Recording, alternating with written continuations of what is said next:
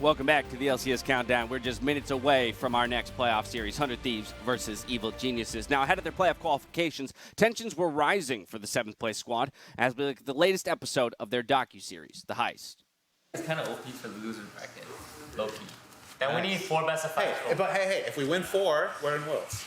Only Chris trolled us. If we win 4, we're in Worlds. Just imagine we screw for 3 days, right? And we just 15-0. It's the same thing. I mean, it sounds easy. 5 best of 5, that's a normal practice week. It. We can still win the whole thing. Cody, we can still win Worlds. In fact, if we win 8 BO5s in a row, we've won Worlds. I play every season believing that I have a chance, at least, to get first place in my league and lift the LCS trophy and go to an international event. For this playoffs, it's really no different for me. Regardless of the seeding, if you want to take first place in the region, then you have to beat out every team anyways. And with the way the system works right now, being in the losers bracket with only 1 best of 5 to live off of is what I'm used to from previous playoffs. It definitely won't be easy, but it never comes easily. I really think it's just gonna come down to whoever shows up during that day, because I've won best of 5s being down 0-2, I've won best of 5s 1 and 2 or whatever the case is. Just gonna use everything that I learned from my previous years playing in the LCS as well as Challenger, and just try my best to perform in the moment. It's so dangerous about us is that we just play without any fear of anything, and this year is definitely a crazy year for me and for our team, so I'm really down for a crazy playoffs.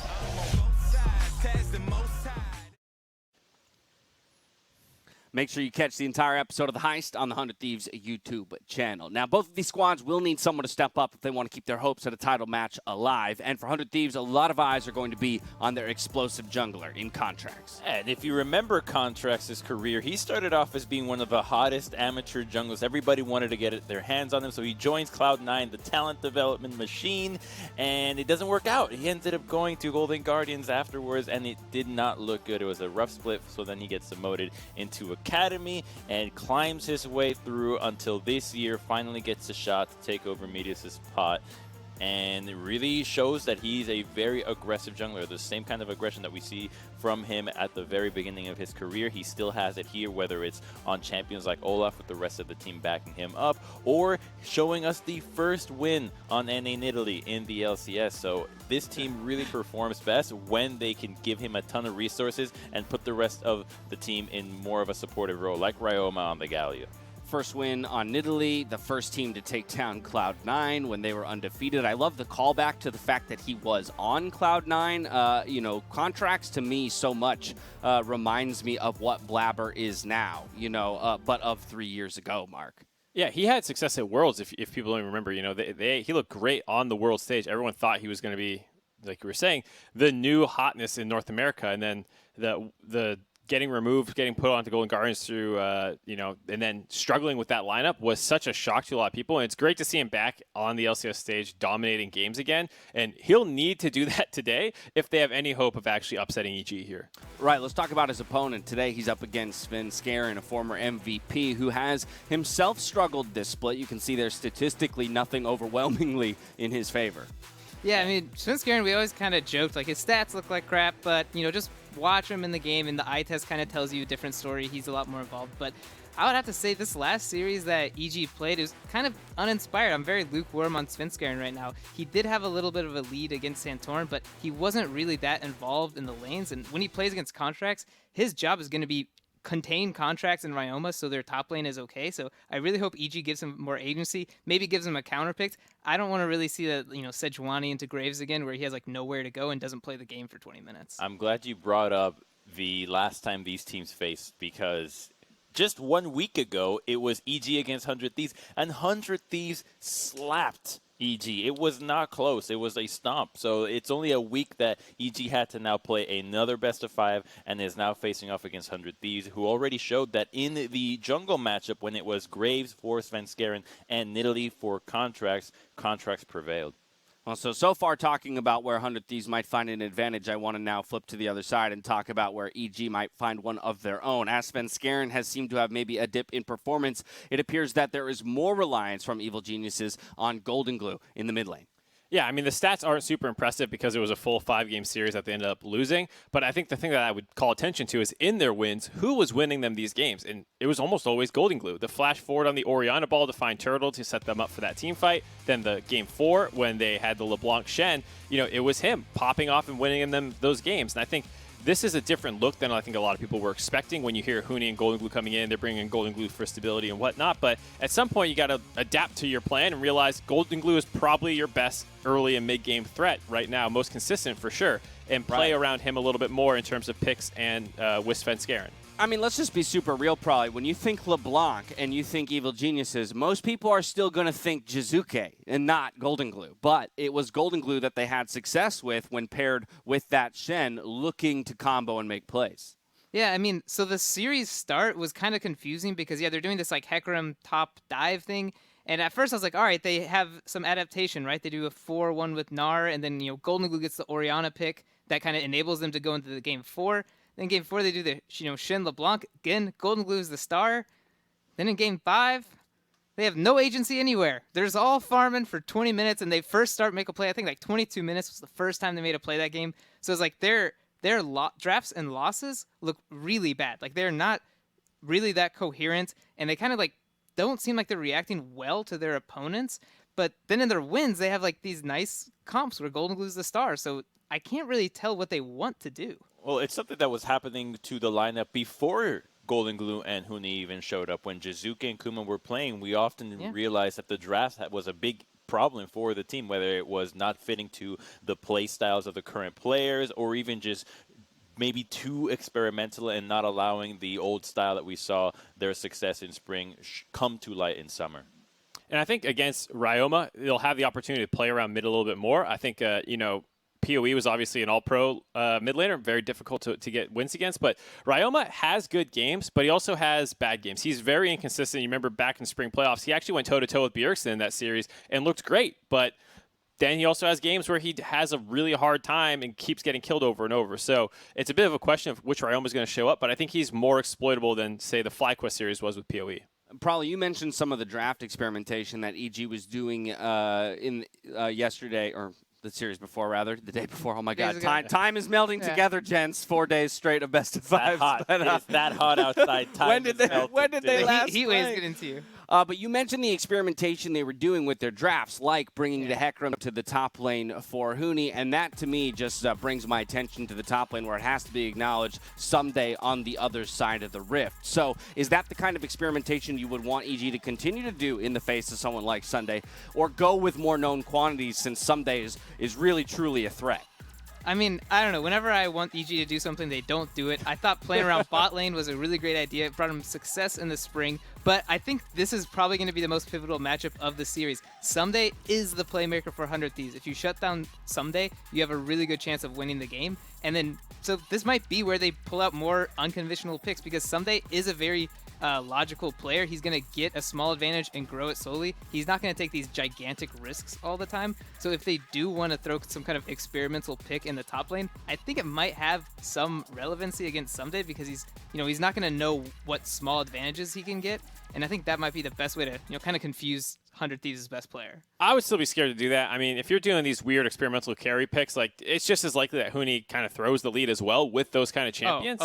So if you go top carry versus carry, that becomes a bit of a black hole where both teams are going to send more attention to the top lane. And I think Contracts and Someday have been playing well together, better than Sven and Huni. So I would be scared about making it a top 2v2, top 3v3 kind of situation. And that's why I think indexing more towards Golden Glue makes extra sense in this matchup because you're avoiding, hopefully, playing into the enemy team's best player. Shen will always be relevant for Huni.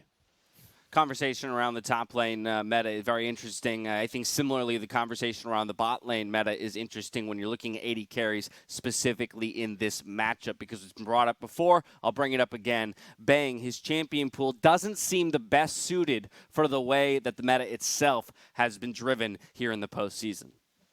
Yep. Caitlyn. Definitely missing from that is the number of these games. He has like 7 on Aphelios, 6 on Ezreal, and then a massive drop-off to, I think, 2 or 3 on Senna, and that's including, yesterday's games. It's actually 8 on Aphelios, 7 on Ezreal, 4 on Senna, and then 2-1-1 for those last. Right. So he does not seem to play the current meta, which is Ashe Caitlyn, and he does play the Senna, but that feels a little limited if you aren't able to play that and you're having to spend bans to push both people down the ladder a little bit to where Bang's champion pool is again good. Questions to be answered in just a few minutes. Now, ahead of their playoff match and quest for a Worlds qualification, we heard from 100 Thieves general manager Papa Smithy about their postseason goals. So happy to get some words from Papa Smithy ahead of this 100 Thieves EG match. First things first, I want to get your perspective on this when it comes to playoffs, because on the one hand, you have a player in Cody Sun that's never missed Worlds, an all-pro top laner in Someday. But on the other, you have Poom turned pro in 7 months. You have the recent return of contracts, very ends of the spectrum. So how does this kind of inform your expectations for this playoff run? I think expectations has been a word that has been consistently reevaluated all year at 100 Thieves. And so we came into summer rolling back our roster and started 1-5 and had to reevaluate. And from there, the pieces that we brought in, are kind of traditionally thought of, like you say, with specifically Poom, as pieces that we know are going to get there in the future. Like, we've been so excited about Poom's performance so far, but we're also so excited about where he can go, what he can become. What I can say is the roster is 6-6. The practice has been good, and all we can do is to orient ourselves on our opponent, on Evil Geniuses, and do our best to win on the weekend. You talk about the impact that bringing in someone like Poom has had on this roster, and it feels like ever since those changes, people are looking for ways to describe 100 Thieves. And in an episode of The Heist, you actually said that while some may describe them as a coin flip team, you would actually call them a volatile team. Care to elaborate upon that and how that plays into the best of 5 experience? The process doesn't always explain the result. It's kind of like a Baron flip happens, they get the win, and it's like, oh, that's typical this team. You know what I mean?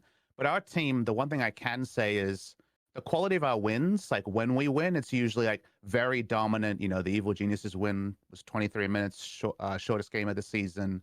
But I think we passed the eye test in a really good way. And I think when things don't go to plan, it can also be a pretty crushing defeat. You look at the weekend, you're like, all right, now I think that's not going to be something that catches us off guard. But on the other end, the season also goes by quick. And now we're having what is going to basically be final assessment after final assessment, and we don't have any more slack to have a major breakthrough. Like, we have to perform now. And that's kind of that's the trepidation I have, is I get to watch on, I get to make sense of what's happening in practice, and then if we play to it, then I have utmost confidence of what we can achieve. When you talk about not having that slack right now and you look to the team to be on the same page, and I think one of the things impressive with 100 Thieves is you are all on the same page of where that improvement needs to come. One of those areas seems to be when 100 Thieves isn't ahead, communication being improved and having some certainty. In this playoff scenario, being that it is here and now, are you looking to a certain player to uptake on that, or has it been a collective between everyone to try and keep that energy high in those lower moments? We have people that step up, and it's not always who you would expect. Like, our what's next person is Poom, right? And he's the rookie in the equation. The sage words, that's often from Someday, so that's a little bit more expected, right, when it comes to experience. But for sure, it's everyone pitching in, and for sure, it's been a growing process. But when it comes to those fundamentals of the game, the fundamentals of team play, I'm really, really confident in where we are on those things. And considering those fundamentals and how they worked so well last time you faced off against EG, but they did bring the last series against FlyQuest all the way to 5 games. What are your thoughts on this upcoming matchup? Where to take away things is going to be so tricky. We watched on EG play a really tough 5-game series. We're definitely coming in refreshed. We're definitely coming in with our own expectations. So I'm super confident about what we can achieve, but I'm going to be biting my nails and nervous on the day, I think, like most people are. First time we're getting to see 100 Thieves here in the playoffs. We'll all be biting our nails. Pop Smithy, thanks for taking the time. My pleasure. And with that, let's send things back over to the State Farm Analyst Desk. Thank you very much, the Tigers. Thank you, Papa Smithy. I love the honesty in saying while he's confident, he will very much be sitting there biting his nails in anticipation as the matches get underway.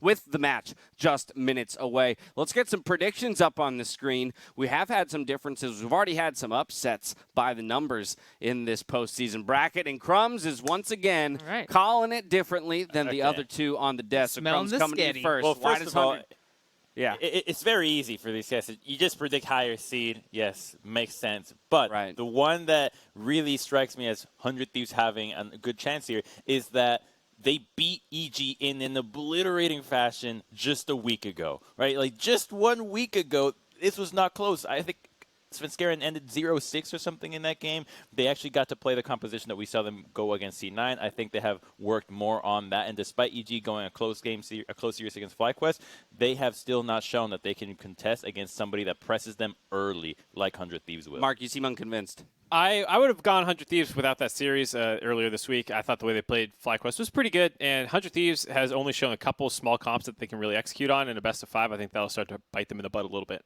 All right, there you go. Oh, we got some cat appearances right at the end. They wanted to make sure they got their camera time before we toss it over to the casters. Riv and Kobe to get us into game one.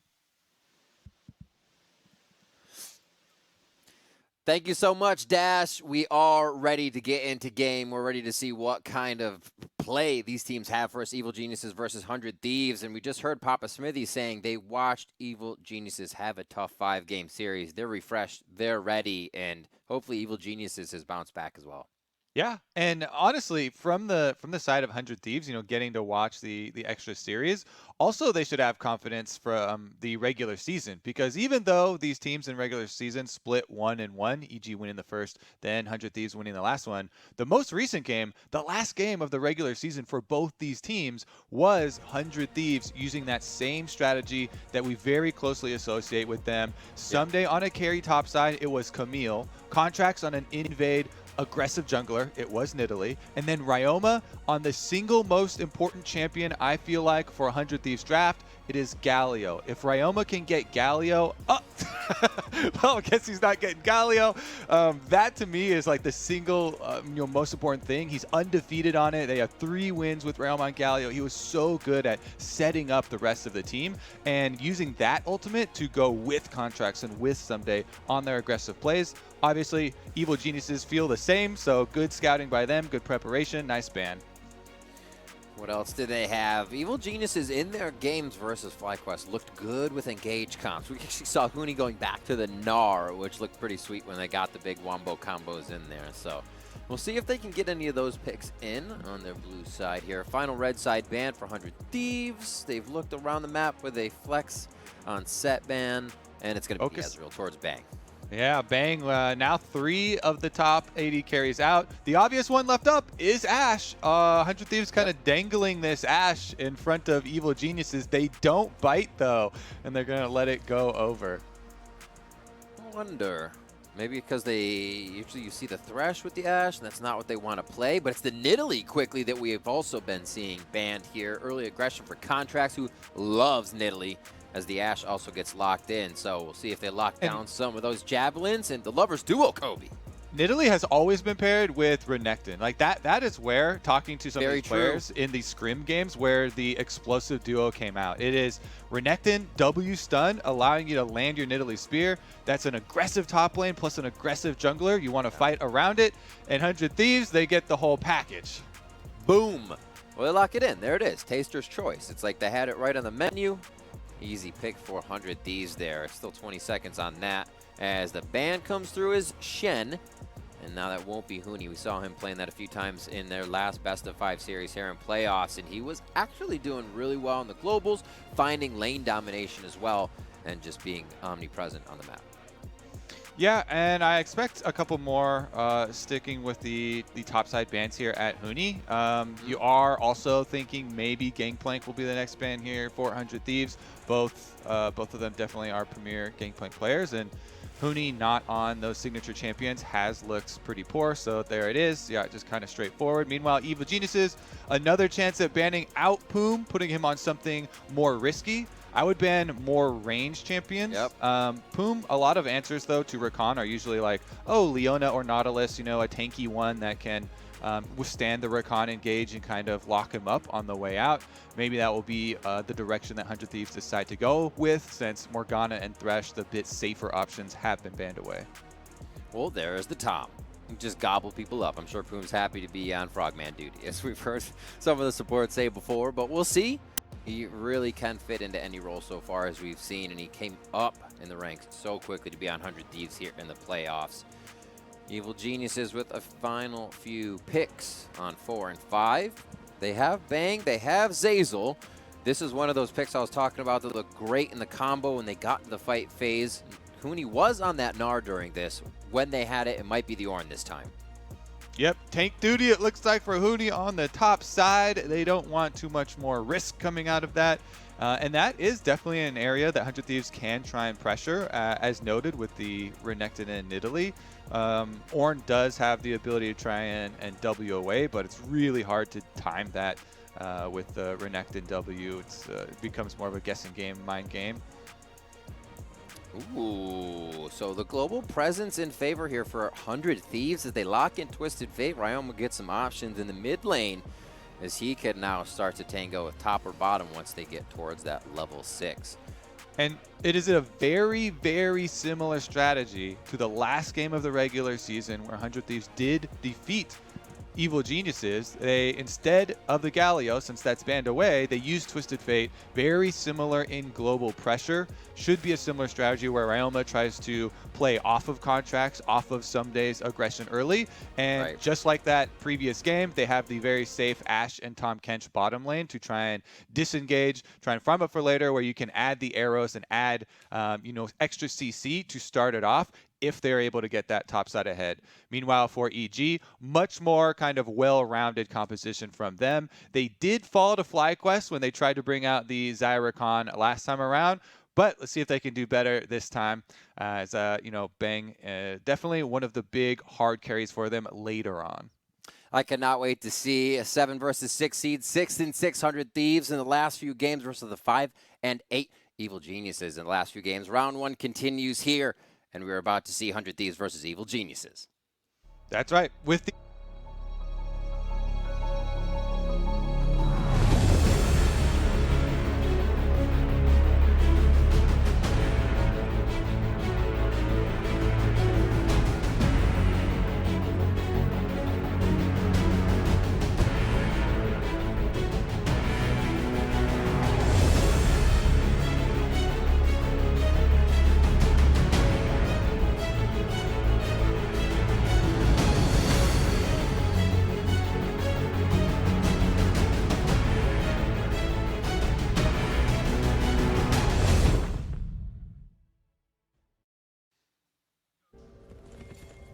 And it is time to see how much homework both teams have done. Will they pass the test, Kobe?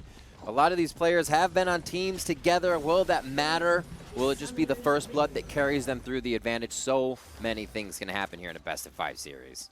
Yeah, they had better pass this test, Riv, because if you don't pass this test, you are out. This is the end of the line. Elimination match for both teams here. They are in the lower bracket, so you have to continue to win all the way through, work your way towards that world's contention spot at the very top. Yep. Gonna have to start right now. Everybody opening up in very defensive positionings. Contracts does the very common drop your ward, go back for a sweeper. Svenskeren does exactly the same on the Graves here, and you see kind of mirrored starts for themselves. Nidalee and Graves as a matchup is actually really interesting to me because both of them super good at power clearing. A lot of it does revolve around getting the early vision from invades, getting deep wards to see where the other one started, and then playing off the winning lanes. Because if they meet each other in full vision of both of the other ones, it's kind of a stare down contest. There's not a lot of commitment there unless, Nidalee gets the spear from a bush or something like that. And it's a lot about jungle pathing. This is really interesting to me to try and track for these players. Obviously, we mentioned the Renekton Nidalee glory combo that you want to try and play off of because it does set up the CC so well. So it'll be interesting to see how Svenskeren tries to guard against that. and Contracts tries to play off it. Immediately with the red start, of course, we saw Contracts go for the delayed invade, taking away some of Sven's bottom side and trying to split the map. Yeah, this will be really nice as well, too. Cody-san can just farm away. Poom and Cody know they're going to get engaged down a few times, so it'll be nice to know Svenskeren isn't hiding on the bot side as well as Contracts takes over that vertical jungle style. Where he goes, nobody knows. He heads towards the bot. So, yeah, he picks up his blue. And that's a really good point, Riv. I mean, where he goes, nobody knows because they did not have vision on him. So we will see Svenskeren's Graves kind of unawares. Zeyzal does push up and they finally get sight of Contracts. But Contracts were in the red buff at that time. They're like, oh, did he come from the other side? Finally, question mark pings go down. Svenskeren, as we see, did not have any of the defensive wards on the bottom side. Finds that he's been had. Contracts gets out like a true thief, counter jungling that red quadrant. The heist starts early. And not even really needing too much off of that. Cody-san and Poom were seen leaving. Or maybe they figured he didn't take as much as he did. Svenskeren cleans up Krugs. Top side is just a bit back and forth here as Huni takes a good wallop from Someday to start, but he should be fine with potions, biscuits, as he's farming here close to his turret. Yeah, in a lot of matchups, we see Renekton take, press the attack for the early burst damage in some of them. But Conqueror so good versus tanks, so good versus Ornn. He can definitely bully Huni early on.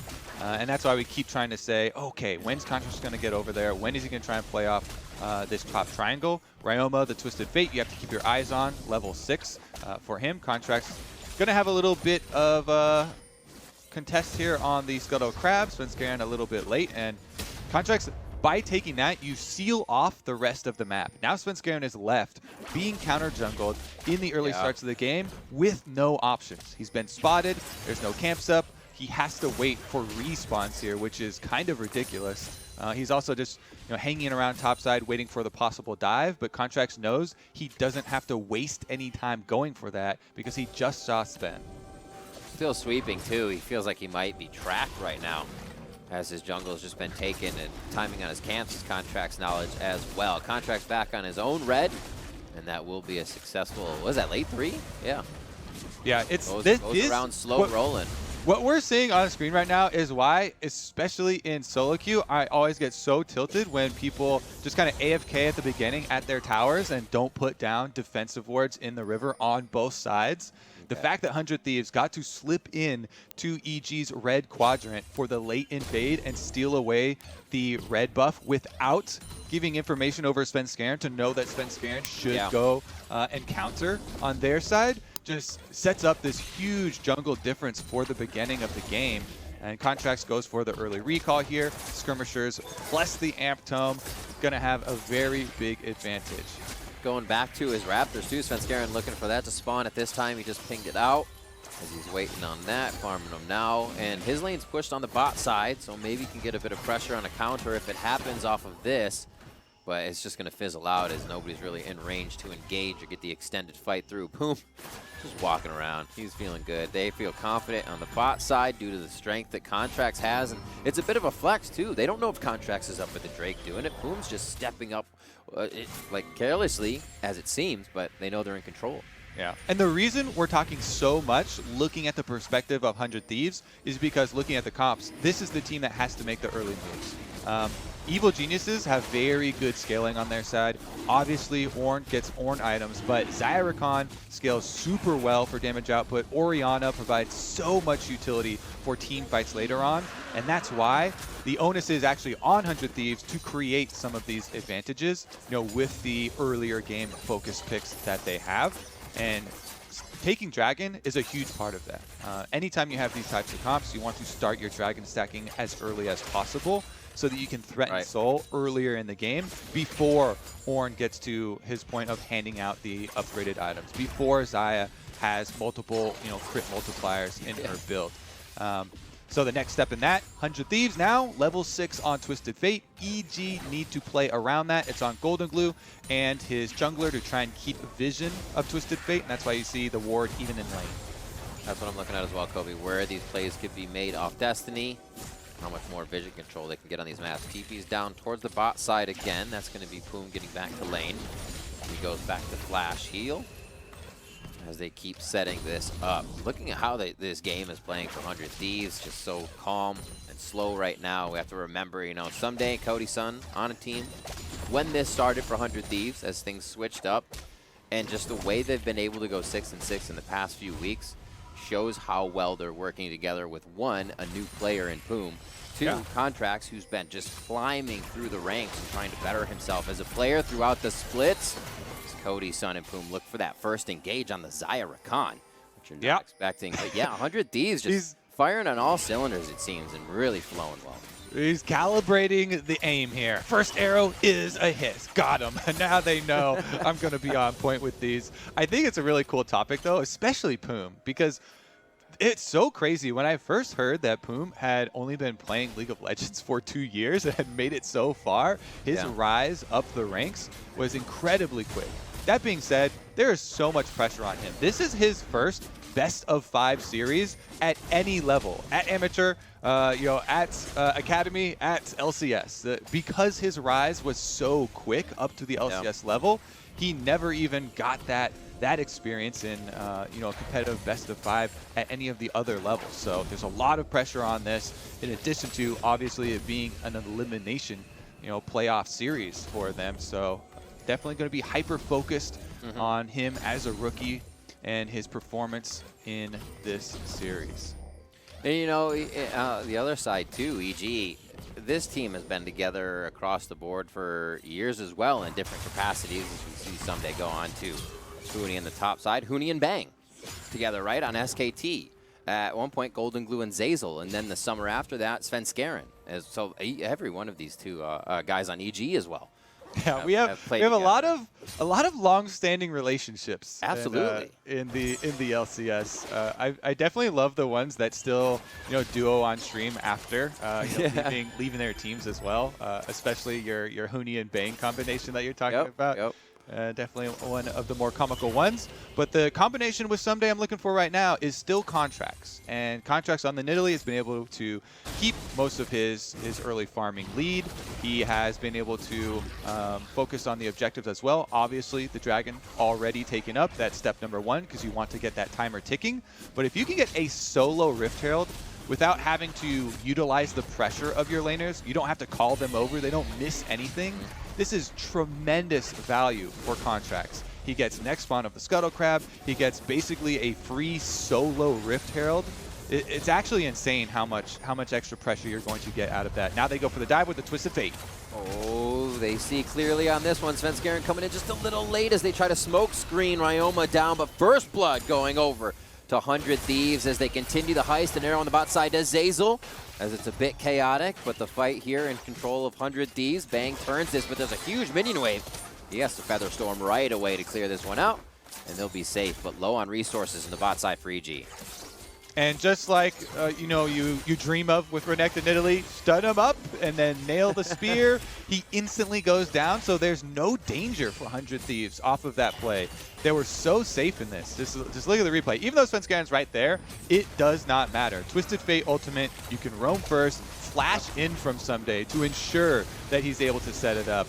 And with Ryoma landing, plus the extra burst damage there, Contracts, they just surgically remove Huni from Summoner's Rift and are able to get their empowered recalls out right after. Contracts can hold on to the Rift Herald Eye, by the way, for extra tempo in these recalls. It actually feels so nice, the accelerated recall with your Eye of the Rift Herald in inventory. And he doesn't have to blow the Rift Herald soon. He can save it until you whittle down on a few more of the outer turret plates. Once you get down to oh, let's get another replay here. I guess we missed probably a solo kill. Golden Glue gets the shockwave in on Ryoma, and he does get a flash blown. Okay, so it's not a kill, it's just a flash blown, but still, shockwave for flash blown off screen. Thank you for the catch, observers. Golden Glue coming up big there in the mid. Nicely done. Also on that play for Someday, holding up that ferocity so he gets the empowered W. Just the little things they set in order to make sure they lock Huni down on that tanky Ornn. Battle Dance, or I should say entrance in from Zeyzal. He Battle Dances back. He still has one more to give to Bang. There's the shield follow-up. Svenskeren on the Contracts as Ryoma now has to walk down to this fight. And a good dodge by Svenskeren on the Javelin of Contracts. This one's going to continue. It looks like Kobe Golden Glue's in a way to pinch Ryoma in. They're trying to go as the Devourer from Poom tries to save Ryoma. I don't know if it's going to be enough as 100 Thieves are now swarmed by EG in their own jungle. And Ryoma is trying to limp away from this one as Contracts being pushed out on the other side, and EG is winning a fight on all fronts. Huge call here for Evil Geniuses. They make the call to trap 100 Thieves on the bottom side. Someday does not teleport down, and they get multiple kills for them. The scaling team here with a huge sweep of extra gold for themselves, even though they leave the Renekton split pushing on top side. You know, oh no, the Renekton's going to get a bunch more plates by himself. They still get a plate on the bottom side with Huni's teleport down, plus the team play rewards them with a dragon, putting a stop to the 100 Thieves win condition of the early soul pressure for themselves, even though Someday is going to be a giant monster in this game, which is true of most 100 Thieves games, by the way. That is a big early game move here from EG. And Zeyzal specifically, he makes a big play later onto the Blast Cone. So we can look at the setup here. EG knows they have Ryoma kind of pincered here in the river because Golden Glue's heading down also. So it's a dangerous situation, and you get Poom flashing over first. He's then going to devour Ryoma, but Zeyzal goes right for the charm. And then one of the ranged auto attacks pops that cone. So Zeyzal goes in to lock them up on the other side of the cone while he's in the belly. And then they get the range auto attack to pop it, getting the 2-for-1, getting the extra kills for themselves, even chasing down Contracts for the last one. And got him. Almost take down the turret too. After all of this, AG backs, and 100 Thieves is able to answer with quite a few plates on the bot side of the map. I believe that's Rift going down as well. Kobe, you were talking about how good it feels to back with Rift. As a support, we get to know that, all right? So enjoy. Enjoy grabbing that. It definitely does. And then you get to the point where it's getting close to 14 minutes. You're like, oh, I keep backing and I haven't gotten my plates yet. And then you start to feel pretty bad. And especially if you die and your Herald Eye expires while you're in the fountain, then all of your dopamine from your quick recalls just goes right in the trash. Yeah. It's that good for you, huh? You run out to back. Kobe, this guy. Look for him in your game. Oh, onto mid lane, Ryoma. A lot of damage here, and he doesn't have any means to get out of this one. EG's now starting to clean up kills pretty quick around the map. It doesn't mean too much right now, but it does mean advantage on the mid lane. As plates are gone, they'll get a bit of damage here. As 100 Thieves still have a chance to set up. They still have that strength, and Someday for now a 40 CS lead on the top side, but Huni's not too worried. He's Ornn. He's a tank, and he's completely fine with the way things are going right now. Yeah, you lock in Ornn, you're like, I'm a team player. I'm scaling. Straight from the beginning, I am scaling. This is a Conqueror Renekton. I don't have any business trying to, win 1v1s. His focus is on minions. His focus is on, helping the team, and that's what he did with his teleport down to the bottom side. That was such a big play considering the compositions and the difference here. Now the pressure is actually on 100 Thieves. If Golden Glue can continue to attack this Twisted Fate, attack Ryoma in the mid lane, then it takes away one of the big points where 100 Thieves are trying to use that global to, make those big plays off of strong Someday, off of strong Contracts. Oh, almost follow up on that Predator. Can they continue to go on him? Someday's going to be able to get out alive here. Svenskeren back in a bit of a tricky spot. It was his own jungle, but 100 Thieves is hungry right now as they try to pick up a kill there. Ever so slowly creeping up to that next Rift Herald as it gets attacked now by the side of 100 Thieves. EG sets up mid lane, and Huni looks like they're going to try to pick up Poom here. Wow, gold card from Ryoma to maybe stop this engage, but it looks like Poom gets knocked up charm, and he is going to be going down. Golden Glue picks that one up, and that's exactly who I kind of wanted to talk about. Playing since, 2013 or more, and he's been on rosters, he's been benched, he's been on rosters, and I think he's kind of been overlooked a lot, Kobe. And now Golden showing Glue up is he's been playing spectacular when the pressure is even on him more. Yep, he never gives up. I think that's the main thing repeated about Golden Glue over and over. That plus Scrim God. And it's an interesting topic that has come up, with all the teams playing from home. Some of the players, FBI specifically, mentioned it as helping him out and helping him have, this kind of all-star season for himself on Golden Guardians. Similar thing here for Golden Glue. He was always talked about as being a scrim god, and that's why he kept showing back up on all these teams, and teams kept on giving him chances. Here he gets hit with an arrow, though. Protect will be there, kind of absorbs a bit of that damage as you see his javelin cut right through. He's got a 300 gold bounty that gets cut as his minion wave goes down.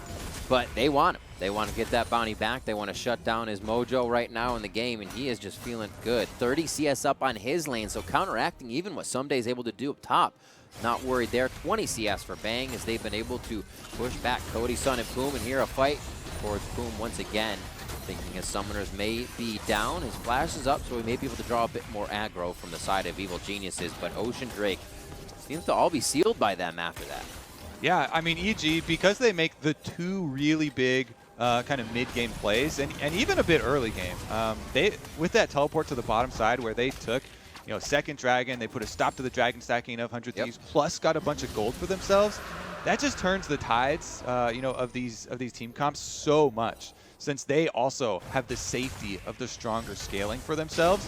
Also, like how Svenskeren is going the lethality build on Graves, you don't have to worry about armor, even on the frontline members of 100 Thieves, because it is a Renekton, and Someday is trying to make the most of his advantage, trying to completely bully this Ornn. He's building offensive items, right? He hasn't built a single piece of armor yet. There's no cloth armor, in inventory there, or for many of the other members on 100 Thieves. So it is going to be a lot of effectiveness out of that. You mentioned his bounty. Despite the early invade, despite the counter jungling that Svenskeren had to deal with, the team for EG have been playing a lot more coordinated and reaped quite a few rewards. Now they're the ones with the extra dragon advantage, and they're feeling quite good about the opening of this series. Yeah, that's where I was going next is Svenskeren. Just seeing how calmly he accepted the fact that the jungle was being invaded. Sure, it's Nidalee. If I fight her, she'll hop over a wall maybe, but just going back to ganking lanes and doing it the traditional way. Here comes the TF ulti. Ryoman with a gold card. Zazel's there, but the Battle Dance gets him to Bang even if they want to get out of this fight. Svenskeren pushes in from the jungle as Ichi's starting to snuff out a bit of the vision here that 100 Thieves has. So 100 Thieves only has a bit of road to work with when they go for these engages. Now, Someday, he is caught in the river and without a paddle.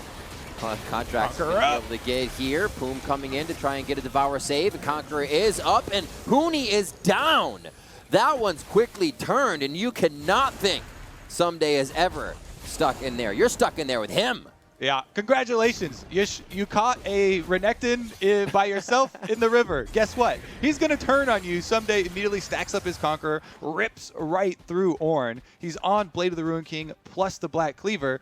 And we were talking about, he doesn't have a single cloth armor in there. He doesn't need defense when he's fighting an Ornn tank in the river. So he fully stacks up. Contracts comes around. 100 Thieves get something back for themselves where they desperately need it, because we had just watched them miss a play with some of their key abilities. Twisted Fate, Ultimate, and Ash Arrow were down. Again, EG try and make a pass at Someday, but that is not the area you should be attacking. I honestly do not think that you should be attacking 100 Thieves' strength right now. Keep trying to play off their weaknesses. Keep trying to scale up. So, big focal points for both teams here. I feel like EG has a few more options with Sven and Golden Glue having a bit of that power. Someday's only getting bigger, though, and on the side lane, he's able to kind of spread that power of EG thin. And it may mean nothing if he can just keep pushing in lanes and dominating Huni. 100 Thieves setting up now. They still have that Asho Kobe. They still have Destiny. I feel like they have a lot of options. And they cannot ball up for EG. They are so hungry. EG's looking for fights everywhere, and rightfully so. As Zazel moves through with his ultimate up, it looks like they may try to get one here. A Battle Dance, there's the quickness, and they go right in. As we say it, they pull the trigger, and Poom may be the one to die. He's first to go down, and Someday is just off on the side of the fight as he couldn't get there in time. They may want it, though. Dominus is up, a slice out of the fight, and he will be able to get himself to safety. Someday is in the jungle, but still being chased by Evil Geniuses. They smell blood in the water, and they will not stop. Again, Rip, the team play from EG has been so much better. It's really telling when the team with Twisted Fate Ultimate and Ash Arrow looking for a pick hits an Ash Arrow, and they have to flash out. They completely are warded off here. Evil Geniuses once again grouping up to chase them down. Zeyzal with the chase, and then Golden Glue Shockwave back in, grabbing the kill, earns them another objective. And guess what? Orange level 13 now. Huni finally got to cash in. His brain for scaling for later has finally paid off. He's upgraded both of his Orange items, and now we'll get to start handing out the extra DPS to teammates. Golden Glue will be first in line with that death cap. Here's 100 Thieves, though, another attempt. Ooh, the Abyssal Voyage just short. Evil Geniuses still wants a bit of the back and forth as they throw out their abilities. Zeyzal now off in the wing, primary engage, and they have tried to do it from multiple screens away here, so expect Evil Geniuses to just dive right in once again. About 10 seconds on Zeyzal's ultimate, 26 on the Ocean Drake, so they may hold for now. They'll try to get ults or summoners now at 100 Thieves, as 100 Thieves cannot even control their own jungle. What a turn in this game from what Contracts was doing in the early game jungle. As soon as the lanes were able to break, we thought it would be the Destinies coming in of Ryoma, but it was Huni and the rest of the team getting to big fights, and now EG controls the map 22.5 minutes in. Baron's up, but it's all about this next Ocean Drake here, and they're going to put themselves on Soul Point as Svenskeren does this Drake uncontested. Yep. EG super happy now, with their 5-on-5 setup. Obviously, 100 Thieves drafted for super early game, super aggressive play, global mid plus super strong, top end jungle. And, having the confidence to draft like that, I really like. I still think that I prefer when you have teams in the league that will draft for that. But it does mean if you make mistakes like the team fight down on the bottom side, and you give a bunch of gold and experience over to an EG style draft where they have the better 5-on-5, they have really good scaling, it means that the games can end up looking like this. While the gold lead isn't tremendous for EG and hasn't been this giant, crushing gold lead, because they have so much better scaling, that's why it's going to look like 100 Thieves have run out of so many options. They still do, they're hoping for, okay, maybe we can, get our pick, our Ash Arrow, our Twisted Fate Ultimate, someday is your bright spot, but next level here for Huni, he gets to upgrade Golden Glue's Death Cap into the Death Crown, and Golden Glue already had a very good game. He's landed his shockwaves, he pressured the Twisted Fate really well. Now with the extra ability power, he's super scaled. He's got one of the best scaling builds for Orianna as well, since he went with the Seraph, fully transformed now into the AP multiplier of Death Cap. There's just so much overwhelming power now, and this is a very confident and stable way for EG to start out this series. In other words, extra swole, right? Yep. The swole bros are definitely swole. To sum it up, here we go, Zeyzal. Oh, almost a ball delivery going in as they look to put the finishing touches on 100 Thieves' outer turrets. Push here for Ryoma. Definitely going to have to be respected in a bit as Someday's clearing out a wave here. Ryoma has the Lich Bane, so he's definitely got turret damage to come out here, as every often on the abilities will do a nice chunk of damage. And he's going to grab one for the team, so they can protect second tier, but they have nothing in mid, which gives so much good protection for EG to continue to roam back and forth and feel safe in their own jungle. That's right. When you're in this position, 100 Thieves, and you're facing a much stronger 5-on-5, you have to start playing the dangerous game of poking around the map, split pushing with your Lich Bane, Twisted Fate, with your super strong Renekton, and having them use the confidence of Twisted Fate Ultimate and the extra vision to get little wins across the map and then retreat before EG can catch you. That's one of the big things. Yeah. EG need to start using the Baron to their advantage, try and draw 100 Thieves into a confrontation so they can actually bring together their 5-on-5 and all of this extra power that they've got.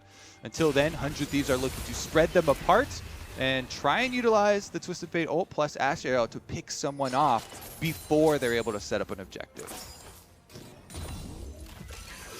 All right, 100 Thieves doing a bit of ward work right now as they threw a few towards bot just to make sure this wouldn't happen. But Zeyzal says thank you very much on Vision Score. Cleans these up. Find Someday on full ferocity. That's not going to feel too bad. Do you ever ping your own Vision Score for a Riv, or just type letting everybody know, by the way, so I'm up to 73 now, everybody. Highest in the game.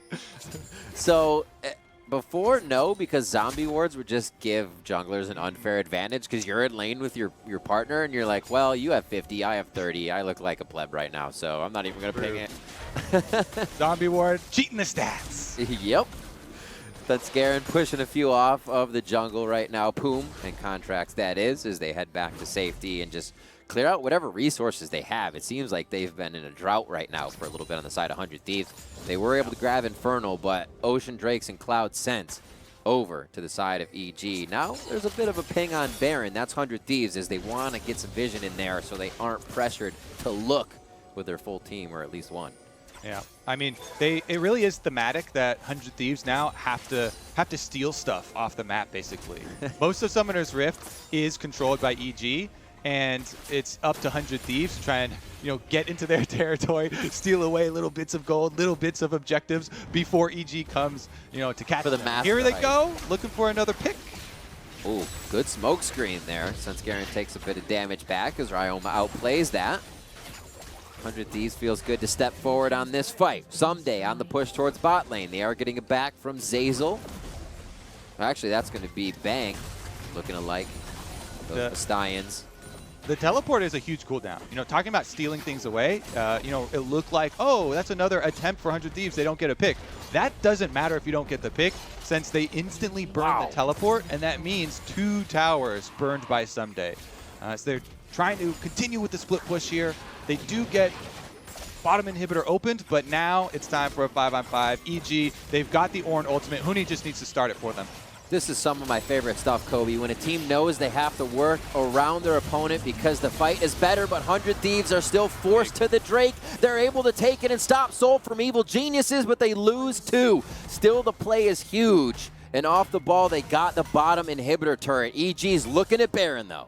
Yep, EG super happy with the Baron that they will be able to push with, losing no members. Yeah, they're sad they don't get the Smite fight here. They don't get the Ocean Soul and that overwhelming power. But that's what this setup gives you. You give your opponents a difficult question, okay? You basically have to fight this Ocean Soul fight because that's so much power. You're just going to get run over with it. Now, you either go for the steal, you try and get the extra kills on the outside. They're actually going to chase down a couple of 100 Thieves members, too. Here comes Golden Glue. Red Bull Baron buff powered, and now they're into this fight. Golden Glue with the shockwave onto Poom. He's going to nail one right there. Redemption comes down, saving him home for a little bit longer, but they're still going to be able to chip away at the Frog Man. Poom goes down. Both summoners there are gone from him.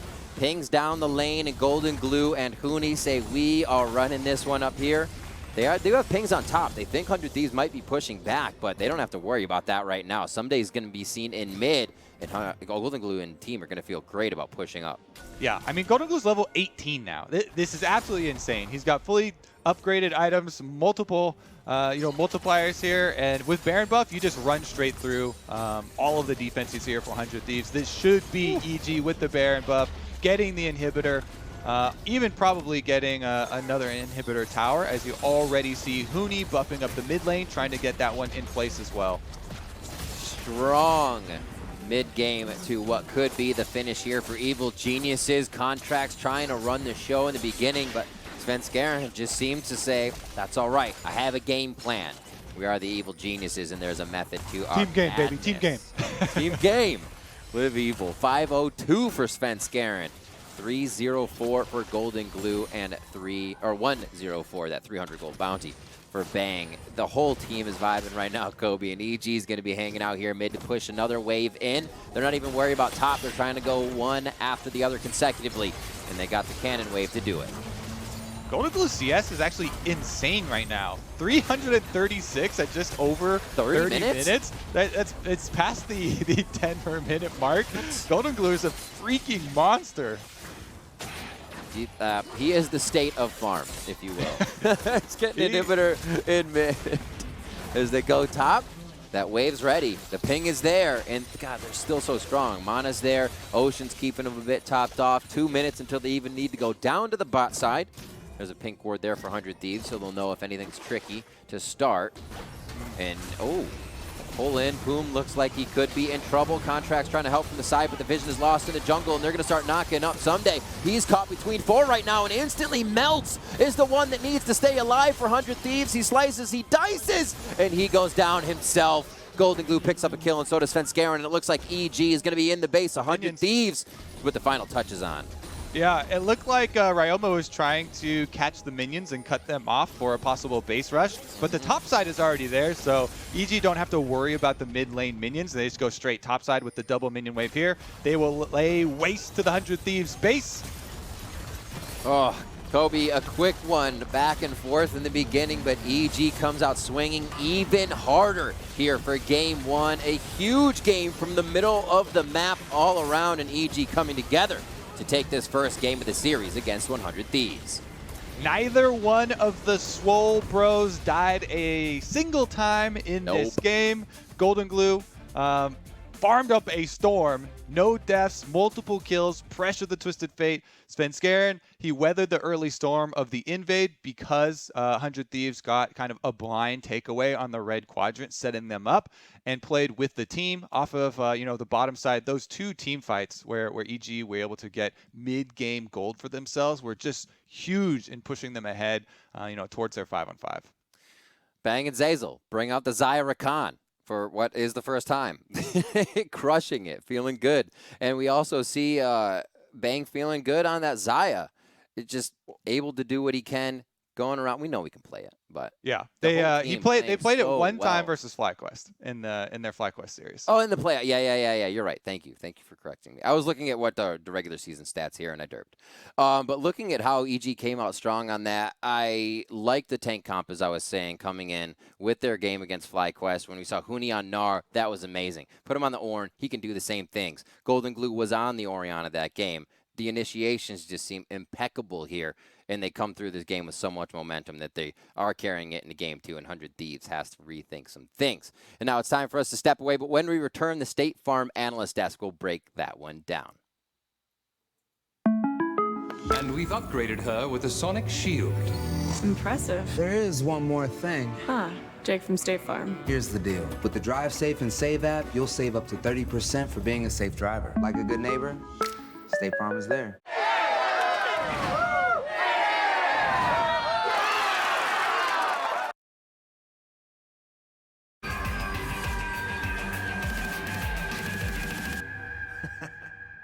And they say I have a grim sense of humor.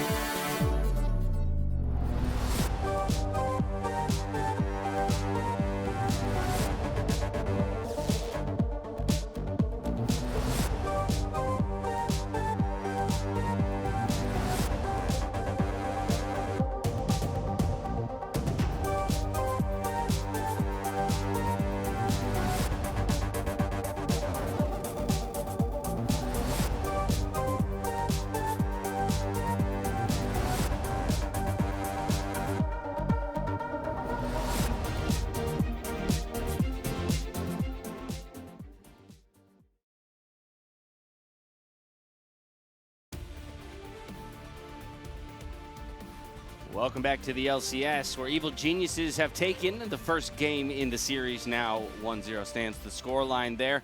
Gents, a lot of this played out very similarly to how we had predicted, at least in terms of the general approaches and setups by each of the teams. Mark? This is definitely a big brain move for us. You know, we were calling not for the carry versus carry top matchup, but we wanted someday to play something with some power, and that's kind of what we got. You know, Huni on a tank, a very solid team comp on the side of EG, whereas 100 Thieves has definitely indexed into early game and snowballing on top side.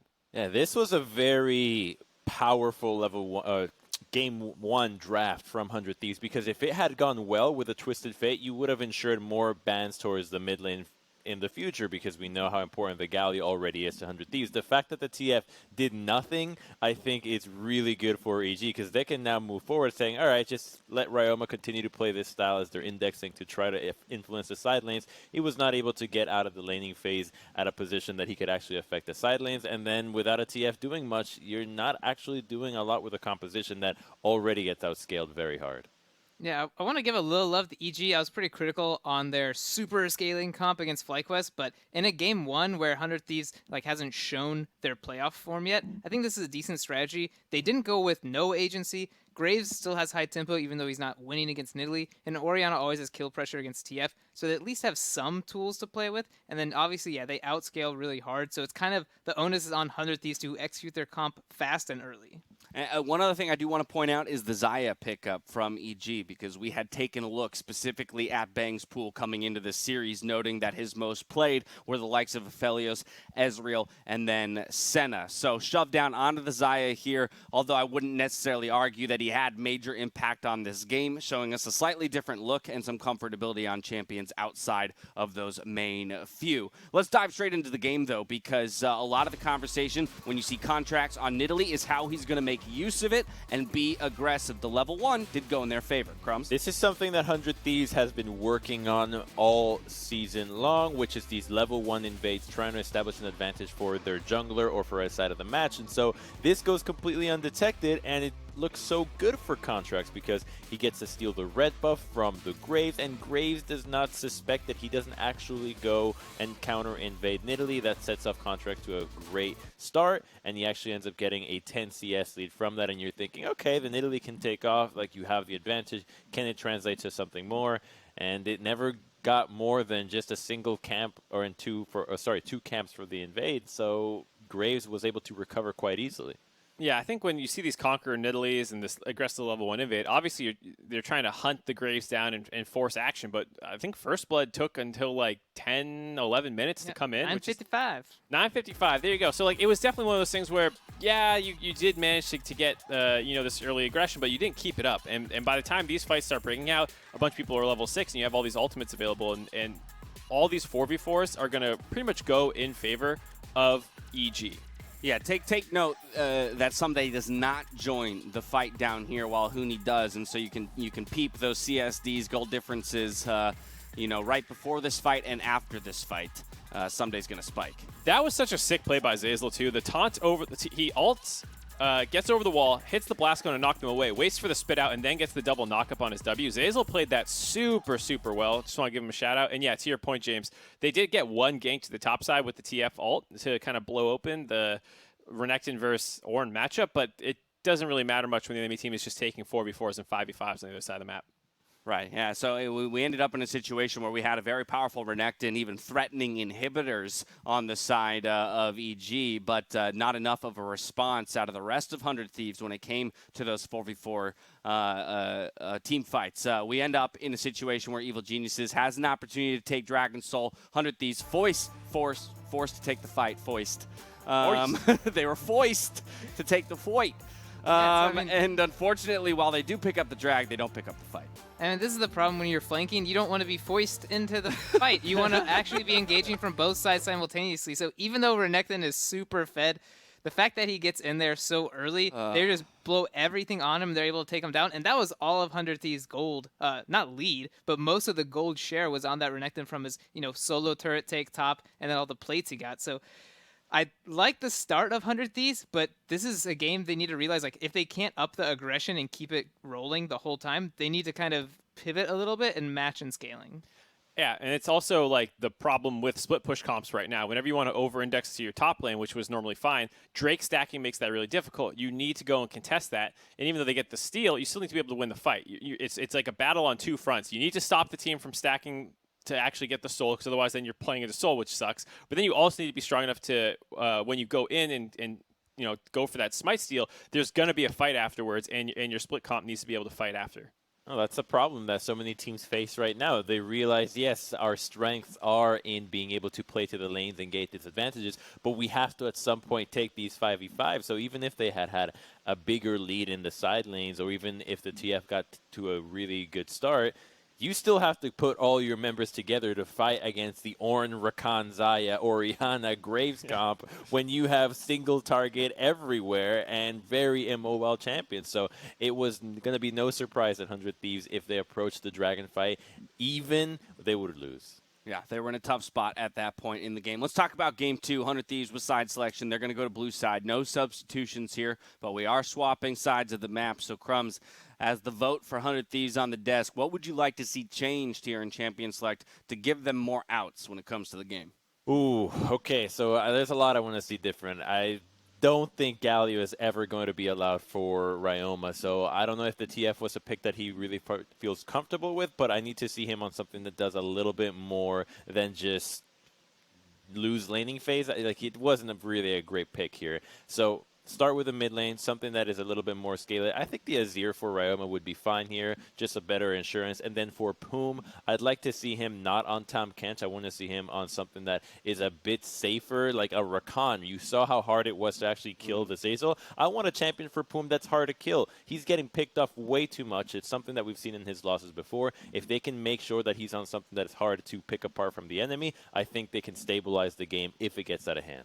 We're looking for 100 Thieves to strike back and equalize the series. We're going to step away, but when we return, it's 100 loading onto the Rift on the blue side for redemption in Game 2.